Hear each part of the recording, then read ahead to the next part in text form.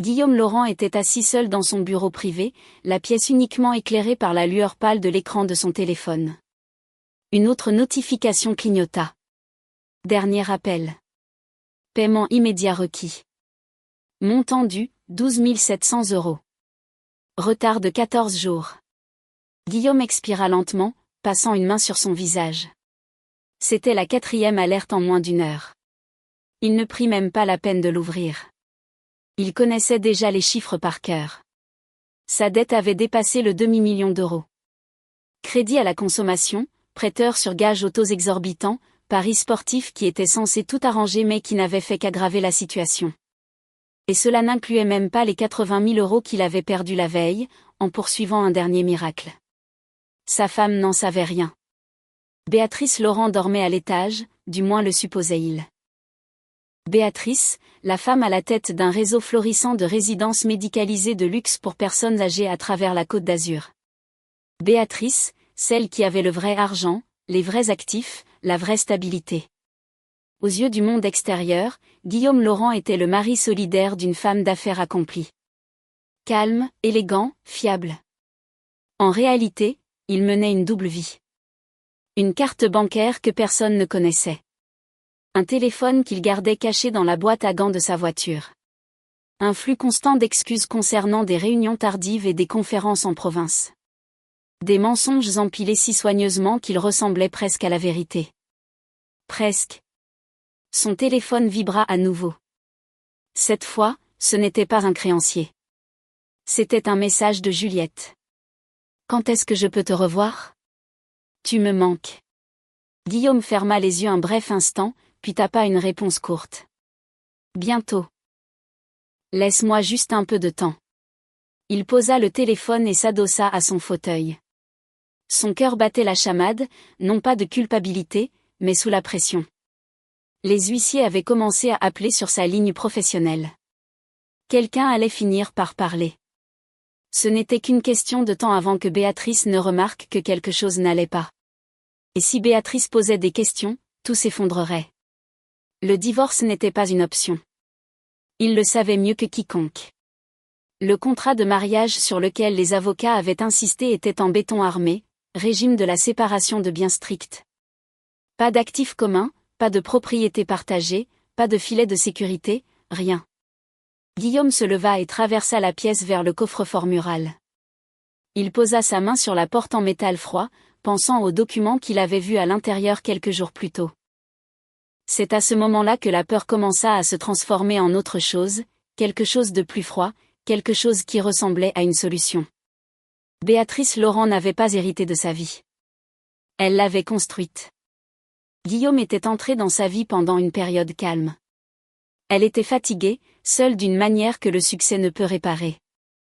Il était charmant à l'époque, attentionné, plein d'histoires sur des projets futurs qui semblaient réfléchis et ambitieux. Il parlait d'entreprises technologiques qui avaient échoué, de leçons apprises, de recommencer plus sagement cette fois-ci. Béatrice admirait la résilience. Elle croyait que l'échec pouvait être un enseignant.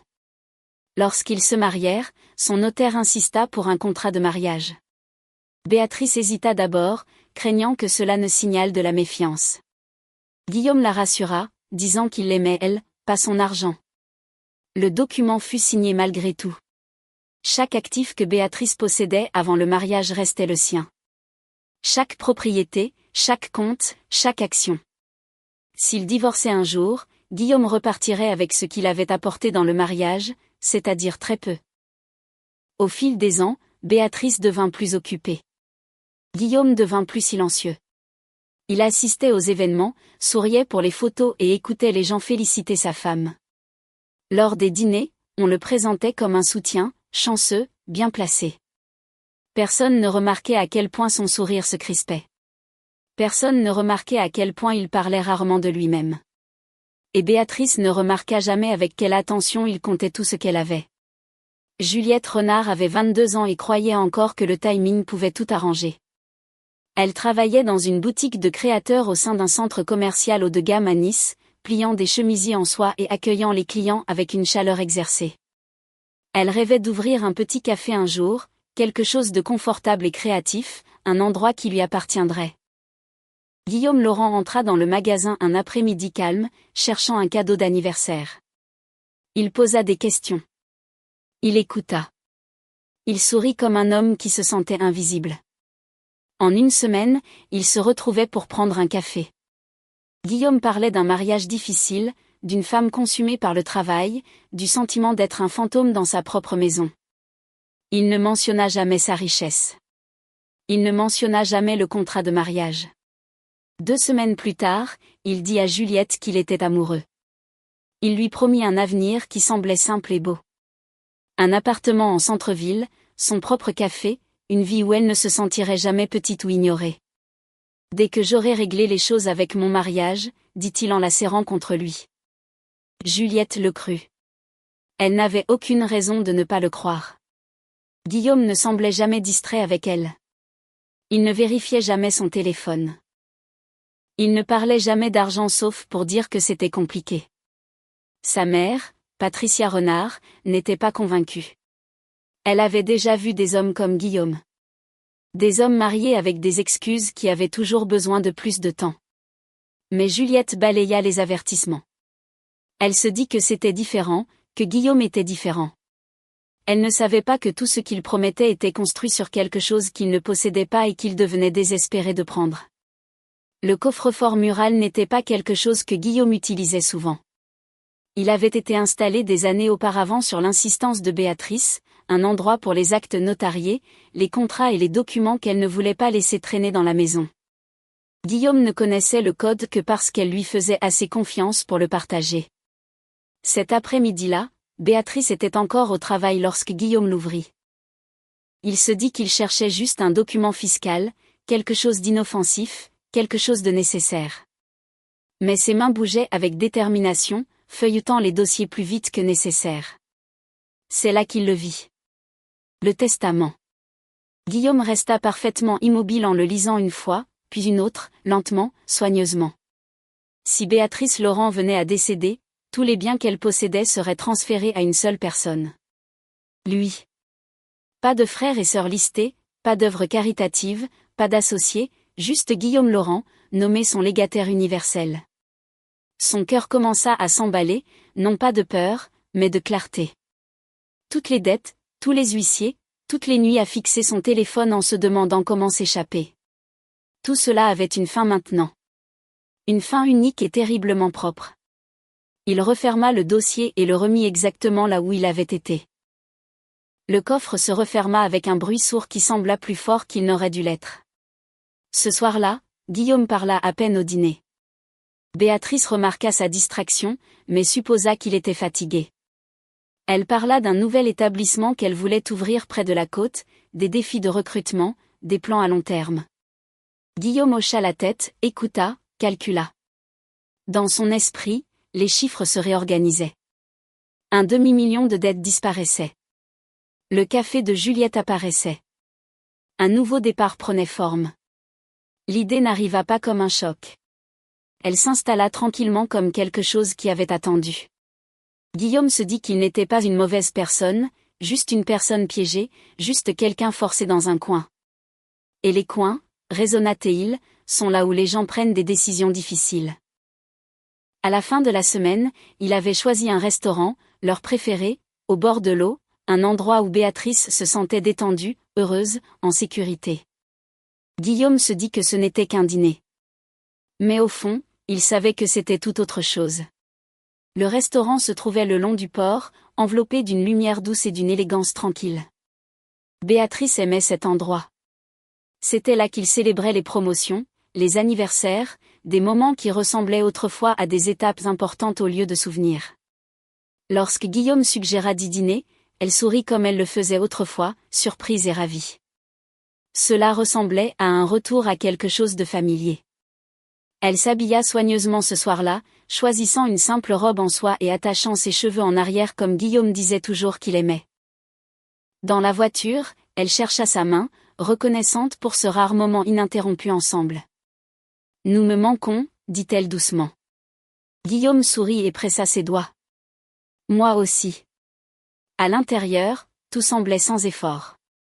Musique calme, voix basse, nappe blanche. Béatrice se détendit d'une manière qu'elle n'avait pas connue depuis des mois. Elle parla du travail, des projets pour l'entreprise, de prendre enfin des vacances une fois le prochain projet stabilisé. Guillaume écouta. Il rit au bon moment. Il posa des questions. Quiconque regardait aurait vu un mari dévoué. À mi-chemin du dîner, Béatrice s'excusa pour aller aux toilettes. Guillaume la regarda s'éloigner, puis jeta un coup d'œil autour de la salle. Les serveurs étaient occupés. Les conversations se chevauchaient. Personne ne faisait attention à lui.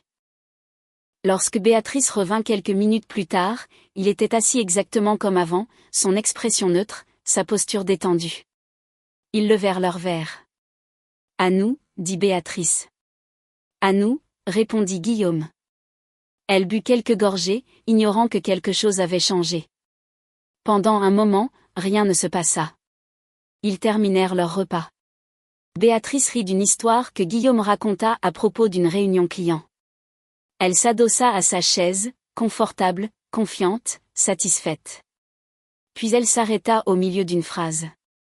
Son sourire s'estompa légèrement. « Je me sens un peu étourdie », dit-elle en pressant ses doigts sur sa tempe. Peut-être que le vin était plus fort que je ne le pensais.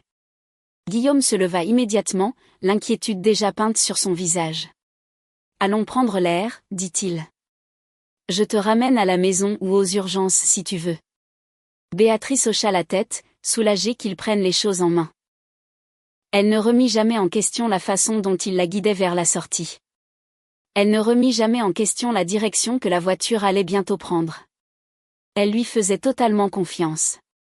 L'air de la nuit était frais alors que Guillaume aidait Béatrice à s'installer sur le siège passager.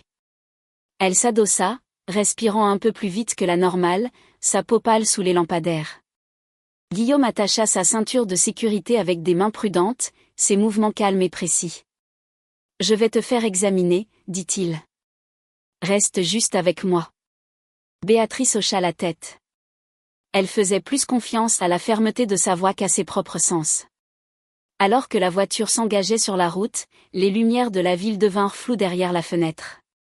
Béatrice ferma les yeux, se concentrant sur des respirations lentes, se disant que c'était juste de l'épuisement. Trop de travail, trop peu de repos. Les minutes passèrent.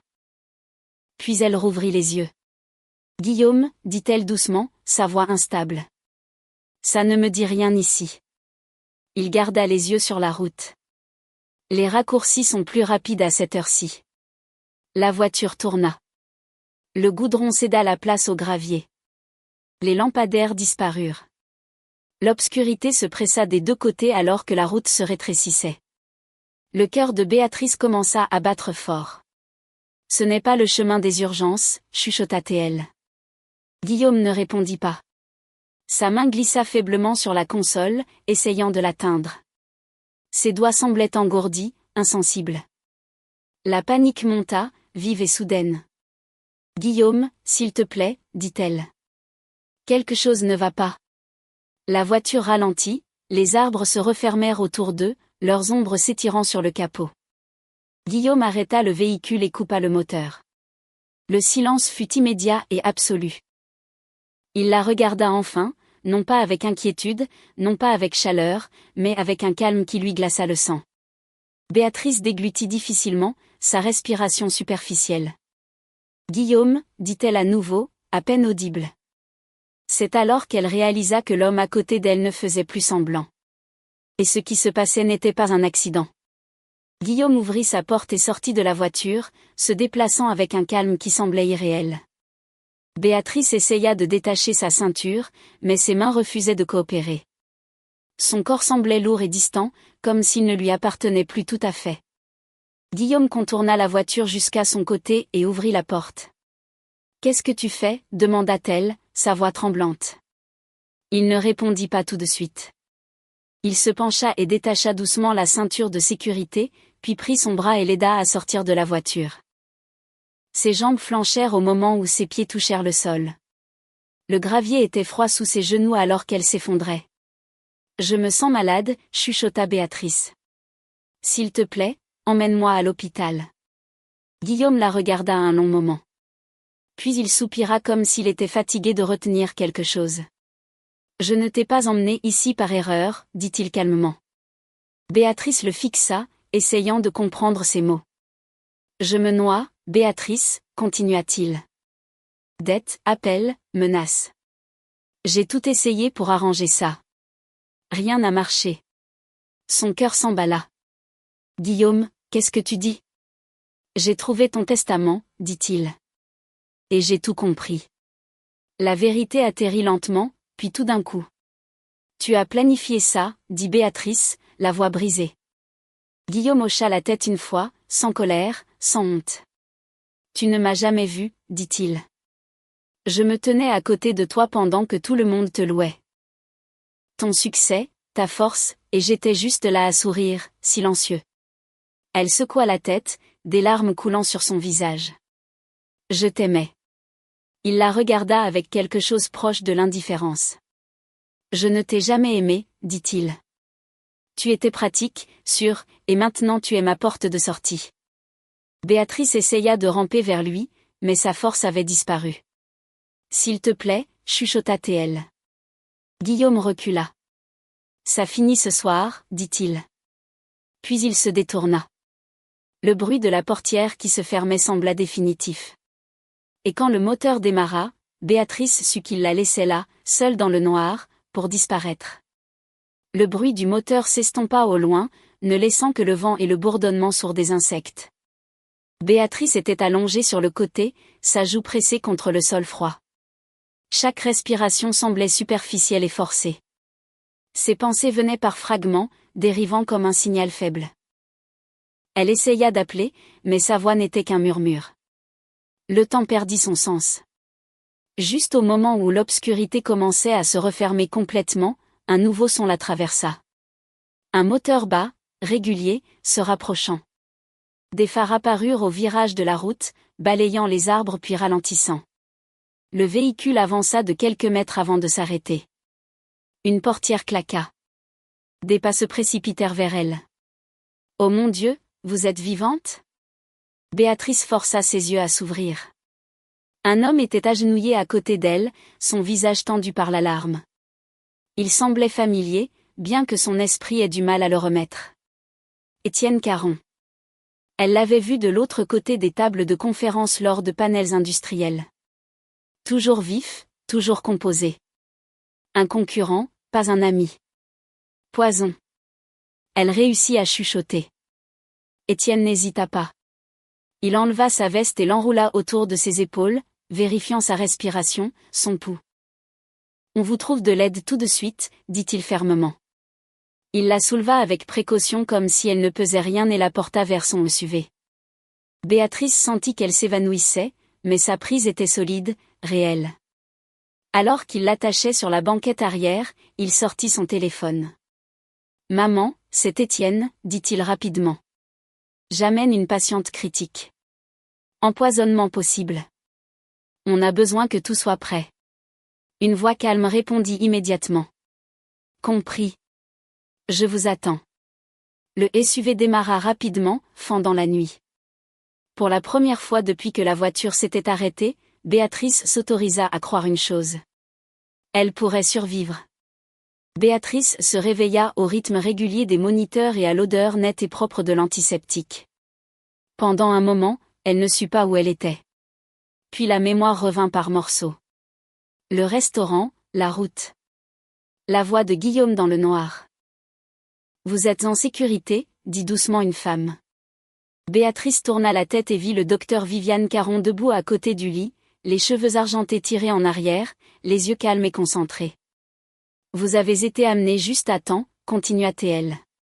Votre système montrait des signes clairs d'une substance étrangère. Nous vous avons stabilisé et purgé votre organisme. Vous allez vous rétablir. » Des larmes coulèrent sur les tempes de Béatrice.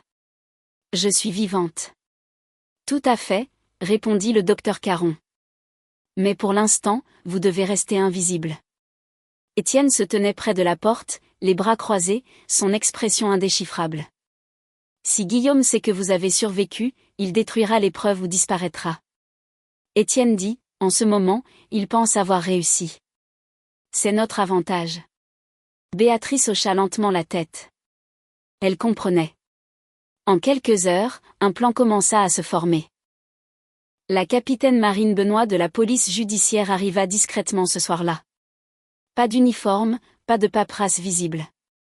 C'est une tentative de meurtre, dit Marine après avoir écouté la déclaration de Béatrice. Et si nous faisons cela correctement, ce sera propre et définitif. Ils avancèrent prudemment. Les rapports médicaux furent scellés. Les échantillons de sang documentés. Le docteur Caron préserva chaque résultat. L'enquêteur privé d'Étienne traça les finances de Guillaume. Le tableau était dévastateur. Plus d'un demi-million d'euros de dettes à taux élevés, des pertes croissantes, des appels de recouvrement constants. Puis vinrent les messages.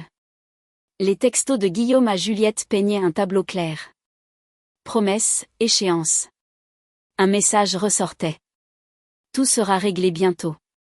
Nous commençons notre nouvelle vie. Marine expira lentement. Ça nous donne le mobile. Ensuite vint la vidéo du restaurant. Le directeur coopéra discrètement.